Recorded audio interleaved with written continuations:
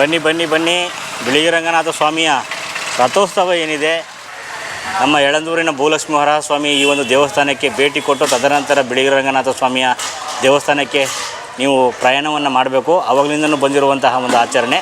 So ಇಲ್ಲಿ ಸ್ವಾಮಿಯ ಆಶೀರ್ವಾದವನ್ನು ಪಡೆದು ನಾವು ಮತ್ತೆ ಬಿಳಿಗಿ ರಂಗನಾಥ ಸ್ವಾಮಿಯ ದೇವರ ದರ್ಶನವನ್ನು ಮಾಡೋಣ. ಭೂಲಕ್ಷ್ಮಿ ವರಹ ಸ್ವಾಮಿ ಅಂತ ಹೇಳಿ ಇದು 900 ವರ್ಷದಿಂದ ಭೂಮಿಯಲ್ಲಿ ಸಿಕ್ಕಂಥ ಒಂದು ಮೂರ್ತಿ. ಇದನ್ನು ತಂದು ಇಲ್ಲಿ ಪ್ರತಿಷ್ಠಾಪನೆ ಮಾಡ್ತಾರೆ. ಇಲ್ಲಿ ಫಸ್ಟ್ ಇಲ್ಲಿ ಈ ವರಹ ಸ್ವಾಮಿ ದರ್ಶನ ಮಾಡಿ ನಂತರ ಬಿಳಿನಾಥ ಸ್ವಾಮಿನ ದರ್ಶನ ಮಾಡಿದ್ರೆ ಪುಣ್ಯ ಸಿಗುತ್ತೆ. ಇಲ್ಲಿ ಫಲ, ಅಲ್ಲಿ ಪುಣ್ಯ ಸಿಗುತ್ತೆ. ಅದರಿಂದ ಎಲ್ಲ ಭಕ್ತಾದಿಗಳು ಬಂದು ಇಲ್ಲಿ ದರ್ಶನ ಮಾಡಿದ ನಂತರ ಬಿಳಿನ ಬೆಟ್ಟದಲ್ಲಿ ಸ್ವಾಮಿ ದರ್ಶನ ಮಾಡಬೇಕು ಅಂತೇಳಿ ಈ ಮೂಲಕ ಕೇಳ್ಕೊತೀನಿ ಸರ್. ಇಲ್ಲಿ ಉತ್ಸವ ಮೂರ್ತಿ ಇದೆ, ನೋಡ್ಬೋದು. ಸ್ವಾಮಿಯ ದರ್ಶನವನ್ನು ತೋರಿಸ್ತಾ ಇದ್ದೀನಿ, ಆಶೀರ್ವಾದ ಪಡ್ಕೊಳ್ಳಿ ವೀಕ್ಷಕರೇ. ಸೊ ಬಿಳಿಗಿ ರಂಗನಾಥ ಸ್ವಾಮಿಯ ದರ್ಶನವನ್ನು ಮಾಡುವ ಮೊದಲು ನಮ್ಮ ಯಳಂದೂರಿನ ಈ ಒಂದು ಭೂಲಕ್ಷ್ಮಿ ವರಹ ಸ್ವಾಮಿಯ ಒಂದು ಸ್ವಾಮಿಯ ದರ್ಶನವನ್ನು ಮಾಡ್ತಾಯಿದ್ದೀರಾ. ಸ್ವಾಮಿಯ ಆಶೀರ್ವಾದವನ್ನು ಪಡೆದು ತದನಂತರ ನಾವು ಬಿಳಿಗಿ ರಂಗನಾಥ ಸ್ವಾಮಿಯ ಬೆಟ್ಟಕ್ಕೆ ಹೋಗುವಂಥದ್ದು. ನೋಡ್ತಾ ಇದ್ದೀರಾ, ಭೂಲಕ್ಷ್ಮಿ ವರಹ ಸ್ವಾಮಿಯ ಅಲಂಕಾರವನ್ನು ಮಾಡಿದ್ದಾರೆ. ಸೊ ಈ ದರ್ಶನವನ್ನು ಮಾಡಿ ಇವಾಗ ನಾವು ಬಿಳಿಗಿ ರಂಗನಾಥ ಸ್ವಾಮಿಯ ಬೆಟ್ಟಕ್ಕೆ ತೆರಳೋಣ ವೀಕ್ಷಕರೇ. ಈಗ ನಾವು ಬಿಳಿಗಿ ರಂಗನಾಥ ಬೆಟ್ಟಕ್ಕೆ ಹೊರಡೋಣ. ಇಲ್ಲಿಂದ ನಮ್ಮ ಯಳಂದೂರು ಬಸ್ ಸ್ಟ್ಯಾಂಡಿಂದ ಬಿಳಿಗಿ ರಂಗನಾಥ ಬೆಟ್ಟಕ್ಕೆ ಸುಮಾರು 22 ಕಿಲೋಮೀಟ್ರ್ ಆಗುತ್ತೆ. ಇಲ್ಲಿಂದ ಇವತ್ತು KSRTC ಬಸ್ಗಳೆಲ್ಲ ಹೋಗ್ತಾ ಇದ್ದಾವೆ. ಬನ್ನಿ, ಇವತ್ತು ನಾವು ಕೂಡ ಆ ಒಂದು KSRTC ಬಸ್ಸಿನ ಮುಖಾಂತರನೇ ಹೋಗೋಣ. ಏಕೆಂದರೆ ಪ್ರೈವೇಟ್ ವೆಹಿಕಲ್ ಏನಿದೆ ಇವತ್ತು ಅಲೋಡಿಲ್ಲ. ಸೊ ಜಾತ್ರೆಯ ಪ್ರಯುಕ್ತ ಎಲ್ಲರನ್ನೂ ಕೂಡ ಅವಾಯ್ಡ್ ಮಾಡಿದ್ದಾರೆ, ಇವತ್ತು ನಾಟ್ ಅಲೋಡ್. ಆತ್ಮೀಯ ಸ್ವಾಗತ ವೀಕ್ಷಕ ಬಂಧುಗಳೇ. ಇದು ಬಂದು ನಮ್ಮ ಯಳಂದೂರಿನ ಬಸ್ ಸ್ಟ್ಯಾಂಡ್. ಕಾಣ್ಬೋದು ನೀವು, ಬಿಳಿಗಿ ರಂಗನಾಥ ಸ್ವಾಮಿ ಬೆಟ್ಟಕ್ಕೆ ಭಾಳಷ್ಟು ಸರತಿ ಸಾಲಲ್ಲಿ ಬಸ್ಗಳೆಲ್ಲ ಹೋಗ್ತಾ ಇದ್ದಾವೆ, ನೋಡ್ಬೋದು ನೀವು.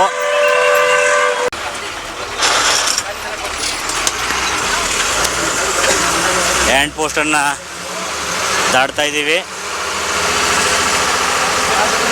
ಬಿಳಿಗಿ ರಂಗನಾಥ ಸ್ವಾಮಿ ಎಂಟ್ರಿ ಪಾಯಿಂಟ್ಗೆ ಬಂದಿದ್ದೀವಿ ನೋಡಿ. ಈಗ ನೋಡ್ರಿ, ಇಲ್ಲಿ ಬಸ್ ಹತ್ತೋದಕ್ಕೆ ಜನ ಎಷ್ಟು ಪರದಾಡ್ತಾ ಇದ್ದಾರೆ. ಸೊ ತಿರುಪತಿ ವೆಂಕಟೇಶ್ವರನ ಒಂದು ಮೂರ್ತಿ ಚಿತ್ರವನ್ನು ಮುಂದೆ ಹಾಕಿದ್ದಾರೆ, ನೋಡ್ಬೋದು ನೀವು.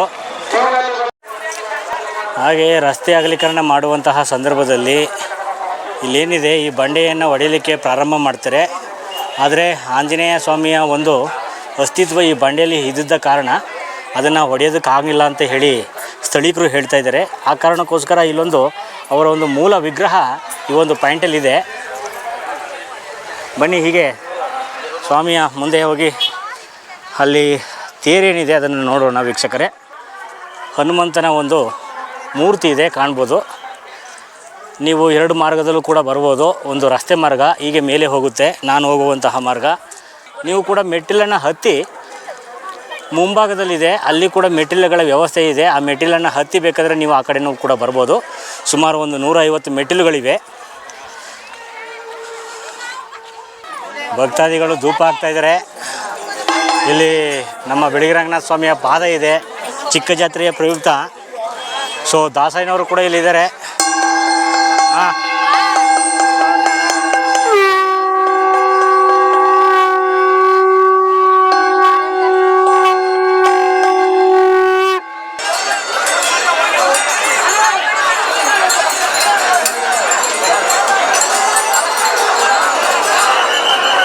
ನೋಡಿ ಗಾಯ್ಸ್, ತೀರ್ಥವನ್ನು ತಗೊಳ್ಳೋಕ್ಕೆ ಎಷ್ಟೊಂದು ಜನ ನಿಂತಿದ್ದಾರೆ. ಒಳಗಡೆ ಆಪುರ ಗೋಪುರವನ್ನು ಕೂಡ ಹಾಕ್ತಾ ಇದ್ದಾರೆ.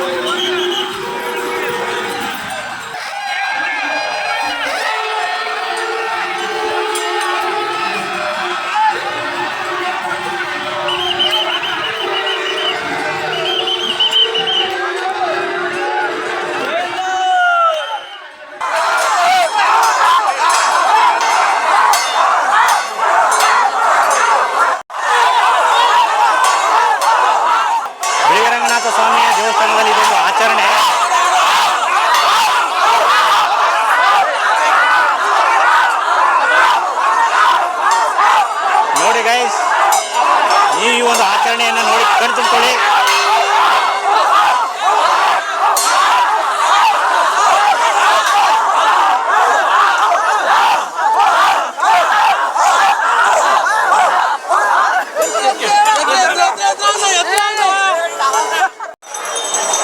ಗೌಡಳ್ಳಿಯವರು ಇವಾಗ ಆಪುರ ಗೋಪುರ ಹಾಕಿ ಹೊರಟಿದ್ದಾರೆ. ಬೇಟೆ ಮನೆ ಸೇವಾ ಅಂತ ಹೇಳಿ ಕರೀತಾರೆ ಇದನ್ನ. ಮಾತಾಡಿ, ಇದನ್ನ ಏನೆಲ್ಲ ಹಾಕ್ತಿರಿ ಇದಕ್ಕೆ? ಬೇಟೆ ಮನೆ ಸೇವೆಯಲ್ಲಿ ಬೆಲ್ಲ, ಕಜಾಯ, ಕಡಲೆಪುರಿ, ಕಡಲೆ, ಕೊಬ್ಬರಿಕಾಯಿ, ಎಳ್ಳು, ಕಡಲೆಪುರಿ ಇಷ್ಟೆಲ್ಲ ಐಟಮ್ ಹಾಕ್ತೀವಿ. ಇದು ವಾಡಿಕೆ ಪ್ರಕಾರ ದೇವರಿಗೆ ಪೂಜೆ ಅಂತ ಸಲ್ಲಿಸಬೇಕು. ಇದು ಮೊದಲೇ ಪೂಜೆ ಆಗಿ ಆಂಜನೇಯ ದೇವ್ರಿಗೆ ಅರ್ಪಣೆ ಆಗುತ್ತೆ. ಆ ರೀತಿಯಲ್ಲಿ ವಾಡಿಕೆಯಿಂದ ಮೊದಲಿಂದನೂ ನಡ್ಕೊಂಡು ಬಂದಿದೆ. ಇದನ್ನ ಹಿರಿಯರು ನಡೆಸ್ತಾ ಇದ್ರು, ಇವಾಗ ನಾವು ಕಿರಿಯರು ಇವಾಗ್ಲೂ ನಡೆಸ್ತಾ ಇದ್ದೀವಿ. ಅದರಿಂದ ಮಾಡ್ಕೊಂಡು ಹೋಗ್ತಾ ಇದ್ದೀವಿ. ಇದು ಆಂಜನೇಯ ಸ್ವಾಮಿಗೆ ಮೊದಲೇ ಪೂಜೆ ಎಡೆ ಬಿಳಿಯರಂಗಪ್ಪಂಗೆ ಅರ್ಕೆ ರೀತಿಯಲ್ಲಿ ಆಂಜನೇಯನಿಗೆ ಕೊಡತಕ್ಕದ್ದು ಇದು. ಈ ಬೇಟೆ ಮನೆ ಸೇವೆ ಏನಿದೆ ಇದು ಆಂಜನೇಯನಿಗೆ ಸಮರ್ಪಿಸುವಂತಹ ಒಂದು ಆಚರಣೆ. ಇಲ್ಲೂ ಆಗ್ತಾ ಇದ್ದಾರೆ ನೋಡಿ. ಹೀಗೆ ಪ್ರತಿಯೊಬ್ಬರು ಕೂಡ ಆಗ್ತಾ ಇರ್ತಾರೆ. ಸಂಜೆ ಆಗೋ ತನಕನೂ ಕೂಡ ಬಂದಂತಹ ಭಕ್ತಾದಿಗಳು ಯಾರೆಲ್ಲ ಬರ್ತಾರೆ ನೋಡಿ, ಇಲ್ಲೇ ಒಂಥರ ನೋಡ್ಬೋದು. ಪ್ರತಿಯೊಬ್ಬರು ಕೂಡ ಈ ಥರ ಆಪುರ ಗೋಪುರವನ್ನು ಹಾಕ್ತಾ ಇರ್ತಾರೆ. ಬಂದಂತಹ ರೈತರು ಮೊದಲ ಬೆಳೆ ಮಕರ ಸಂಕ್ರಾಂತಿಯ ಪ್ರಯುಕ್ತ ತಂದು ತೇರಿಗೆ ಭತ್ತವನ್ನು ಹಾಕುವಂಥದ್ದು ಕೂಡ ಒಂದು ಆಚರಣೆ ಇದೆ. ನೀವು ಕಾಣ್ಬೋದು, ಎಲ್ಲರೂ ಕೂಡ ಅವರ ಗದ್ದೆ ಮೊದಲ ಬೆಳೆ ಇವತ್ತು ಏನಾಗಿದೆ ಅದನ್ನೆಲ್ಲ ತಂದು ಈ ತೇರಿಗೆ, ಬಿಳಿಗಿರಿ ರಂಗನಾಥ ಸ್ವಾಮಿಯ ತೇರಿಗೆ ಎರಚುವಂಥದ್ದು ಕೂಡ ಒಂದು ಆಚರಣೆ.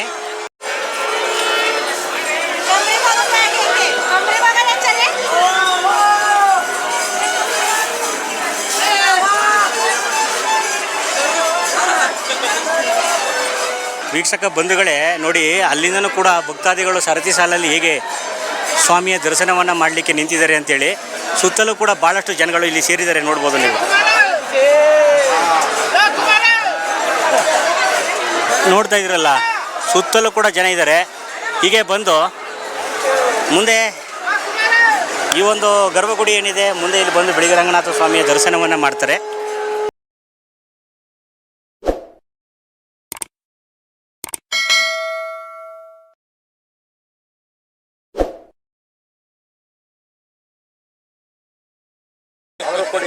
ಈ ಒಂದು ಪತ್ರ ಏನಿದೆ ಜವಣಿ ಅಂತ ಕರೀತಾರೆ, ಇದನ್ನು ಕೂಡ ಇವತ್ತು ಬಿಳಿಗಿರಿ ರಂಗನಾಥ ಸ್ವಾಮಿಗೆ ಅರ್ಪಿಸೋದು ಕೂಡ ವಾಡಿಕೆ. ಇದು ಕಾಣ್ಬೋದು. ಆತ್ಮೀಯರೇ ತಗೊಳ್ಳಿ. ಹಾಗೆ ನಮ್ಮ ಮದ್ದೂರಿನ ಕೆಲವರು ಮಿತ್ರರು ಎಲ್ಲರೂ ಕೂಡ ಇವತ್ತು ಬಿಳಿಗಿರಿ ರಂಗನಾಥ ಸ್ವಾಮಿಯ ಚಿಕ್ಕ ರಥೋತ್ಸವಕ್ಕೆ ಆಗಮಿಸಿದರು. ಹಾಯ್ ಮಾಡ್ರು, ನೋಡ್ರಲ್ಲ. ಸೊ ಮದ್ದೂರಿನಿಂದ ಭಾಳಷ್ಟು ಜನ ಸ್ನೇಹಿತರು ಬಂದಿದ್ದಾರೆ. So thank you. ನಮ್ಮ ಬಿಳಿಗಿರಿ ರಂಗನಾಥ ಸ್ವಾಮಿ ಮುಖ್ಯ ಘಟಕ ವ್ಯೂ ಪಾಯಿಂಟ್ ಏನಿದೆ ಆ ಒಂದು ಪಾಯಿಂಟಲ್ಲಿ ಇದ್ದೀನಿ. ಇಲ್ಲಿಯೂ ಕೂಡ ಇವತ್ತು ಬಂದಂತಹ ಭಕ್ತಾದಿಗಳಿಗೆ ಇಲ್ಲಿ ಅನ್ನಪೂರ್ಣೇಶ್ವರಿಯ ನಿತ್ಯ ಅನ್ನದಾಸೋಹ ಭವನ ಇದೆ. ಇಲ್ಲಿ ಬಂದಂತಹ ಭಕ್ತಾದಿಗಳಿಗೆ ದಿನವೂ ಕೂಡ ದಾಸೋಹ ಇರುತ್ತೆ. ಬಿಳಿಗಿರಿ ರಂಗನಾಥ ಸ್ವಾಮಿಯ ವ್ಯೂ ಪಾಯಿಂಟ್, ಸೊ ಕಂದರಿ ಘಟ್ಟ ಏನಿದೆ ಆ ಒಂದು ಪಾಯಿಂಟಲ್ಲಿದ್ದೀನಿ. ಇಲ್ಲೂ ಕೂಡ ಭಕ್ತಾದಿಗಳು ಪೂಜೆ ಮಾಡ್ತಾಯಿದ್ದಾರೆ, ಎಲ್ಲರೂ ಕೂಡ ಊಟ ಮಾಡ್ತಾಯಿದ್ದಾರೆ, ನೋಡ್ಬೋದು. ಮುಂದೆ ಬಂದಿದ್ದೀನಿ, ಹಾಗೆ ವ್ಯೂ ಪಾಯಿಂಟು ಕೂಡ ತೋರಿಸ್ತಾ ಇದ್ದೀನಿ ನೋಡಿ ವೀಕ್ಷಕರೇ. ಇದು ನಮ್ಮ ಬಿಳಿಗಿರಿ ರಂಗನ ಬೆಟ್ಟದಲ್ಲಿರುವಂತಹ ಒಂದು ಪಾಯಿಂಟು. ಇಲ್ಲೂ ಕೂಡ ಭಾಳಷ್ಟು ಜನ ಪ್ರವಾಸಿಗರು ಕೂಡ ಭೇಟಿ ನೀಡುವಂತಹ ಸ್ಥಳ. ಹೇಗಿದೆ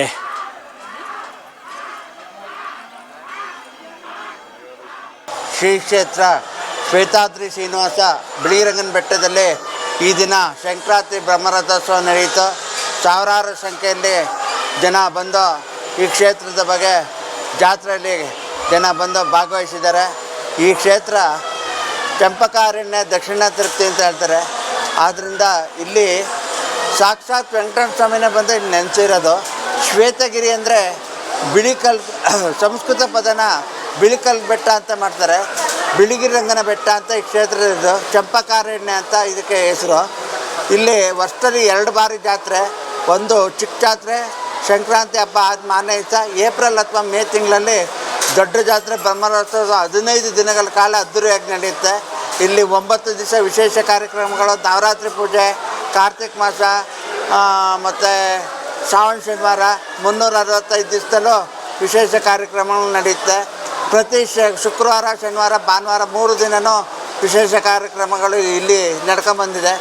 ಈ ಸಂಕ್ರಾಂತಿ ಹಬ್ಬದಂದು ಇಲ್ಲಿ ಚಿಕ್ಕ ಬ್ರಹ್ಮರಥೋತ್ಸವ ನಡೆಯುತ್ತೆ. ಈ ದಿನ ವಿಶೇಷದಲ್ಲಿ ಈ ಗ್ರಾಮದಲ್ಲಿ ಅಕ್ಕಪಕ್ಕ ರೈತರು ತಮ್ಮ ಬೆಳೆನ ಸಮೃದ್ಧಿಯಾಗಿ ಬೆಳ್ಕೊಂಬಂದು ಆ ದೇವ್ರಿಗೆ ತೇರಿಗೆ ಅರ್ಪಣೆ ಮಾಡ್ತಾರೆ. ಮತ್ತು ಈ ದಿನ ರಥೋತ್ಸವ ದಿನ ಸಾಯಂಕಾಲ 8:00 ಮಲನ ಸ್ವಾಮಿ ಪಾದಕ್ಕೆ ಅರ್ಪಿಸ್ತೀವಿ. ಆಮೇಲೆ ಇಲ್ಲಿ ಪಾದರಕ್ಷೆ ಇದೆ.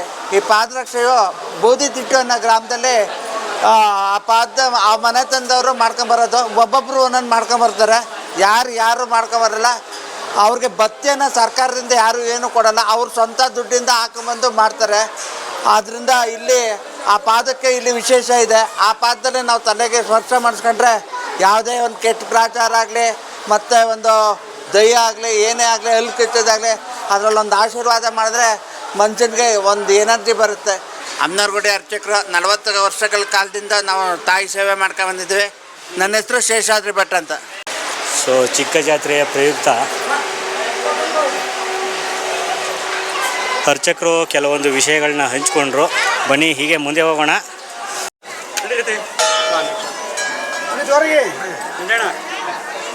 ಬಿಳಿ ರಂಗನಾಥ ಸ್ವಾಮಿಯ ಪಾದರಕ್ಷೆ 2 ವರ್ಷಕ್ಕೊಮ್ಮೆ ಮಾಡಿಕೊಡುವಂತಹ ಪಾದರಕ್ಷೆ ನೋಡಿ ಪಾದರಕ್ಷೆಗಳನ್ನು ತಲೆ ಮೇಲೆ ಇಡಿಸ್ಕೋತಾ ಇದ್ದಾರೆ. ಸೊ ಆ ಬಿಳಿ ರಂಗನಾಥ ಸ್ವಾಮಿಯ ಸಂಪೂರ್ಣವಾದ ಆಶೀರ್ವಾದ ಸಿಗುತ್ತೆ ಅಂತೇಳಿ ಭಕ್ತರ ನಂಬಿಕೆ. ಹಾಕಿ ಬ್ರದರ್. ಸೊ ನೋಡಿದ್ರಲ್ಲ, ನಾನು ಕೂಡ ಆ ಸ್ವಾಮಿಯ ಪಾದರಕ್ಷೆಯನ್ನು ತಲೆ ಮೇಲೆ ಇಡಿಸ್ಕೊಂಡಿದ್ದೀನಿ. ಸೊ ಇಲ್ಲಿ ಮುಂದೆ ಕಾಣ್ತಾ ಇದ್ದೀರಾ 1 ಅಡಿ 9 ಇಂಚು ಇದೆ. ಇದು ಬಿಳಿ ರಂಗನಾಥ ಸ್ವಾಮಿ ಈ ಪಾದರಕ್ಷೆಯನ್ನು ಧರಿಸಿ ಸುತ್ತಲೂ ಕೂಡ ಈ ಒಂದು ಅರಣ್ಯ ಕ್ಷೇತ್ರವನ್ನು ಅವರು ಸಂಚಾರ ಮಾಡ್ತಾರೆ ಅಂಥೇಳಿ ಬಲವಾಗಿ ನಂಬಿದ್ದಾರೆ ಗೆಳೆಯರೇ. ಸ್ವಾಮಿ ನಡೆದಾಡೋದ್ರಿಂದ ಅದು ಕೂಡ ಸವಿಯುತ್ತೆ ಅಂಥೇಳಿ ನಂಬಲಾಗಿದೆ.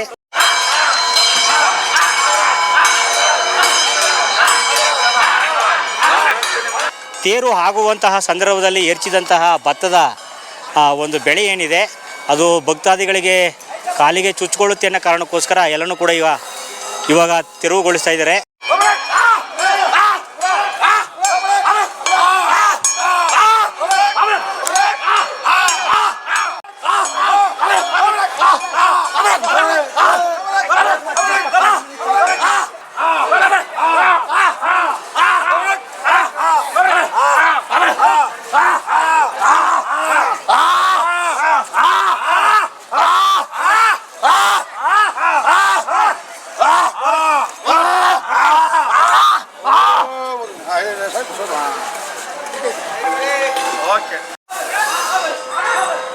ಈ ದೇವಸ್ಥಾನ ಬಂದು ಹೊಯ್ಸಳರ ಕಾಲದಲ್ಲಿದ್ದಂತಹ ವಿಷ್ಣುವರ್ಧನ ಇಲ್ಲಿರುವಂತಹ ರಂಗಮಂಟಪ ಮತ್ತು ಈ ಒಂದು ದೇವಸ್ಥಾನದ ನಿರ್ಮಾಣ ಕಾರ್ಯವನ್ನು ಮೊದಲು ಮಾಡಿದ್ರು ಅಂತ ಪ್ರತೀತಿ ಇದೆ.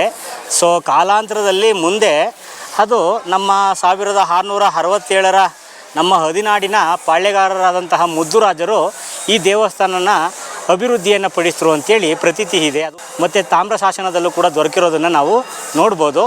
ಆ ಒಂದು ಹಿನ್ನೆಲೆ ಇರುವಂತಹ ದೇವಸ್ಥಾನ ಒಳಗಡೆ ಮೂಲ ವಿಗ್ರಹ ಇರುವಂತಹ ಆ ಒಂದು ಮೂರ್ತಿ ಏನಿದೆ ಅದು ಬಂದು ವಸಿಷ್ಠ ಮಹರ್ಷಿಗಳು ಅಂದರೆ ಬ್ರಹ್ಮರ್ಷಿಗಳು ಸ್ಥಾಪನೆ ಮಾಡಿರುವಂತಹ ಒಂದು ದೇವಸ್ಥಾನ ಗೆಳೆಯರೇ ಇದು. ಈ ಒಂದು ಬಯಲು ಮತ್ತು ಈ ಒಂದು ಗದ್ದೆಗಳಿಗೆ ಈ ಸ್ವಾಮಿಯ ತೀರ್ಥವನ್ನು ತಗೊಂಡೋಗಿ ಪ್ರತಿಯೊಂದು ಗದ್ದೆಗಳಿಗೂ ಕೂಡ ಅವರು ಹಾಕಿ ಬಿಳಿ ರಂಗನಾಥ ಸ್ವಾಮಿಯ ಆಶೀರ್ವಾದದಿಂದ ಬೆಳೆಯನ್ನು ಬೆಳೀತಾರೆ. ಸೊ ಇಲ್ಲಿ ಬೆಳೆಯುವಂತಹ ಬೆಳೆ ಮಳೆಗೆಲ್ಲ ಪ್ರಮುಖವಾಗಿ ಬಿಳಿ ರಂಗನಾಥ ಸ್ವಾಮಿ ಸಾಕ್ಷಿಯಾಗಿದ್ದಾನೆ ಅಂತೇಳಿ ಭಕ್ತರು ನಂಬಿದ್ದಾರೆ. ಪ್ರತಿ ವರ್ಷವೂ ಕೂಡ ತಂದು ಭತ್ತಗಳನ್ನು ಅವರ ಮೊದಲ ಬೆಳೆಯನ್ನು ಸುಗ್ಗಿಯ ನಂತರ ತಂದು ಈ ಒಂದು ತೇರಿಗೆ ಅದನ್ನು ಎರಚುವಂಥದ್ದನ್ನು ನಾವು ಕಾಣ್ಬೋದು. ಹೀಗೆ ಮಾಡೋದರಿಂದ ವರ್ಷ ಪೂರ್ತಿ ಆ ಬಿಳಿ ರಂಗನಾಥ ಸ್ವಾಮಿಯ ಆಶೀರ್ವಾದ ಇರುತ್ತೆ ಮತ್ತು ಬೆಳೆಗೆ ಯಾವುದೇ ಥರದ ತೊಂದರೆಗಳು ಆಗೋದಿಲ್ಲ ಅಂಥೇಳಿ ಭಕ್ತರು ನಂಬಿದ್ದಾರೆ. ಉತ್ತರ ಭಾರತದಿಂದ ದಕ್ಷಿಣ ಭಾರತಕ್ಕೆ ಬ್ರಹ್ಮರ್ಷಿಗಳಾದಂತಹ ವಸಿಷ್ಠ ಮಹರ್ಷಿಗಳು ಈ ಒಂದು ಸ್ಥಳಕ್ಕೆ ಬಂದು ತಪಸ್ಸನ್ನು ಮಾಡಿರ್ತಾರೆ. ಕೊನೆಗೆ ಆ ತಪಸ್ಸನ್ನು ಮಾಡಿ ಅವರಿಗೆ ತಿರುವೆಂಕಟನಾಥ ಅಂತೇಳಿ, ಮೂಲತಃ ಬಿಳಿ ರಂಗನಾಥ ಸ್ವಾಮಿಯ ಹೆಸರು ಬಂದು ತಿರುವೆಂಕಟನಾಥ, ಮಹಾವಿಷ್ಣುವಿನ ಒಂದು ಅವತಾರವಾದಂತಹ ಒಂದು ದರ್ಶನ ವಸಿಷ್ಠ ಮಹರ್ಷಿಗಳಿಗೆ ಈ ಒಂದು ಭಾಗದಲ್ಲಿ ಆಗುತ್ತೆ. ಮುಂದೆ ಅದೊಂದು 5-5.5 ಅಡಿ ಮೂರ್ತಿ ಏನಿದೆ ಅದನ್ನು ವಸಿಷ್ಠ ಮಹರ್ಷಿಗಳೇ ಪ್ರತಿಷ್ಠಾಪನೆ ಮಾಡಿದ್ರು ಅಂತ ಹೇಳಲಾಗುತ್ತೆ. ಬಂದು ಈ ಒಂದು ಸ್ಥಳ ಏನಿದೆ, ಈ ಒಂದು ಪಾಯಿಂಟಲ್ಲಿ ಗರುಡ 3 ಬಾರಿ ಸುತ್ತುತ್ತೆ. ಸೊ 3 ಬಾರಿ ಸುತ್ತು ಹಾಕಿದ ನಂತರ ಮುಂದೆ ಇಲ್ಲಿರುವಂತಹ ತೇರನ್ನು ದೇವಸ್ಥಾನದ ಸುತ್ತಲೂ ಕೂಡ ಅದನ್ನು ರಥೋತ್ಸವವನ್ನು ಮಾಡಲಾಗುತ್ತೆ ಗೆಳೆಯರೇ. ಇವತ್ತು ಬಿಳಿಗಿ ರಂಗನಾಥ ಸ್ವಾಮಿಯ ಸನ್ನಿಧಾನದಲ್ಲಿದ್ದೀನಿ. ಹಿಂದೆ ಇದಕ್ಕೆ ಸಂಬಂಧಪಟ್ಟಂತಹ ಒಂದು ಲಾಗ್ ಮಾಡಿದ್ದೆ, ಬಟ್ ನಮ್ಮ ಚಿಕ್ಕ ಜಾತ್ರೆಯ ಒಂದು ರಥೋತ್ಸವದ ಕಾರ್ಯಕ್ರಮವನ್ನು ಕೂಡ ಮಾಡೋಣ ಅಂತೇಳಿ ಈ ಒಂದು ಸನ್ನಿಧಾನಕ್ಕೆ ಬಂದಿದ್ದೆ. ಇಲ್ಲಿ ನಾವು ಮುಂದೆ ಕಾಣ್ಬೋದು ಅಮ್ನೋರ ಒಂದು ಸನ್ನಿಧಾನ ಇದೆ. ಹಾಗೆ ಇಲ್ಲಿ ಮೂಲತಃ ಒಂದು ವಿಗ್ರಹ ಏನಿದೆ, ಇದು ನಮ್ಮ ಬಿಳಿಗಿ ರಂಗನಾಥ ಸ್ವಾಮಿ, ಆ ಸ್ವಾಮಿ ನೆಲೆಸಿರುವಂತಹ ಸನ್ನಿಧಾನ. ಇಲ್ಲಿ ಮುಂದೆ ಒಂದು ಗರುಡಗಮ್ಮನೂ ಕೂಡ ಇದೆ.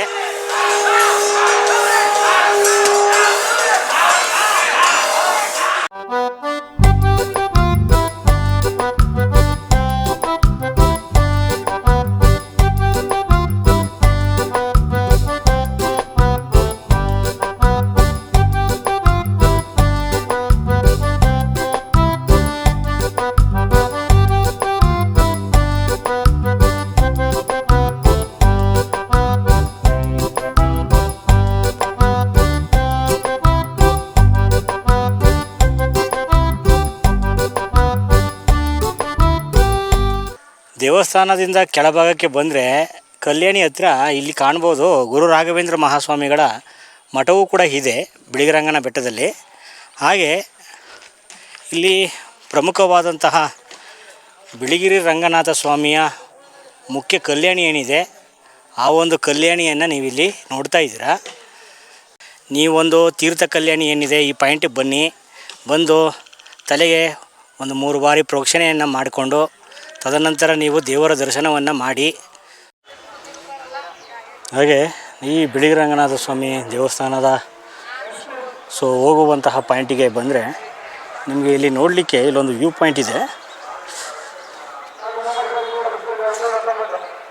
ಕಾಣ್ಬೋದು. ಕೆಳಗಡೆ ಎಲ್ಲ ಜನ ಹೋಗ್ತಾ ಇದ್ದಾರೆ. ಬಿಳಿಗಿ ರಂಗನಾಥ ಸ್ವಾಮಿ ರಥೋತ್ಸವ ಇತ್ತು ಇವತ್ತು. ನನ್ನ ಹಿಂದೆ ಕಾಣ್ತಾ ಇದ್ದೀರಾ ಒಂದು ಒಳ್ಳೆ ವ್ಯೂ ಪಾಯಿಂಟ್ ಇದೆ. ನಮ್ಮ ಬಿಳಿಗಿ ರಂಗನಾಥ ಸ್ವಾಮಿ ನೆಲೆಸಿರುವಂತಹ ಬಿಳಿಗಿರಿ ರಂಗನ ಬೆಟ್ಟದ ವ್ಯೂ ಪಾಯಿಂಟ್ ವೀಕ್ಷಣೆಯನ್ನು ನೀವಿಲ್ಲಿ ನನ್ನ ಹಿಂದೆ ಕಾಣ್ತಾ ಇದ್ದೀರಾ. ಈ ವಿಡಿಯೋ ಏನಿದೆ ಇದು ನಿಮಗೆ ಇಷ್ಟ ಆಯಿತು ಅಂತ ಅಂದ್ಕೊಂಡಿದ್ದೀನಿ. ಎಲ್ಲರಿಗೂ ಕೂಡ ಧನ್ಯವಾದಗಳು. ದಯವಿಟ್ಟು ನನ್ನ ಚಾನಲನ್ನು ಸಬ್ಸ್ಕ್ರೈಬ್ ಮಾಡಿ. ಹೀಗೆ ನಿಮ್ಮ ಸಪೋರ್ಟ್ ನನ್ನ ಮೇಲೆ ಇರಲಿ ಅಂತ ಹೇಳ್ತಾ ಮುಂದಿನ ಸಂಚಿಕೆಯಲ್ಲಿ ಮತ್ತೆ ಸಿಗೋಣ ವೀಕ್ಷಕ ಸ್ನೇಹಿತರೆ.